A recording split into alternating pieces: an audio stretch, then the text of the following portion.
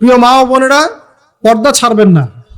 আপনাদের জন্য 4টা কাজ: স্বামীর আনুগত্য করা, লজ্জাস্থানের হেফাজত করা, আপনার 5 ওয়াক্ত সালাত ঠিকঠাক মতো আদায় করা এবং রমজান মাসে সাওম রাখা।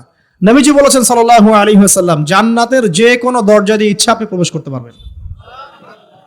আপনার জন্য সহজ। আর স্বামীর আনুগত্য বলতে আমি বুঝাইনি স্বামীর দাসত্ব করতে হবে, এটা বলিনি। এখনকার কিছু ফ্যামিনিস্ট মেয়ে আছে, ওরা আনুগত্য শব্দ মনে হয় যে দাসত্ব মনে হয়। আনুগত্য দাসত্ব এক জিনিস না। আনুগত্য কি? স্বামী কোরআন সুন্নাহর অনুকূলে কোনো কথা বলেছে, আপনি মানবেন। স্বামী বলছে পর্দা করো, তোমাকে ভালোবেসে বলছি তুমি পর্দা করো, তুমি আমার অনেক প্রিয় একজন মানুষ, তুমি বেপর্দায় বাইরে যাবা, লোকজন দেখবে, কেমন হয়?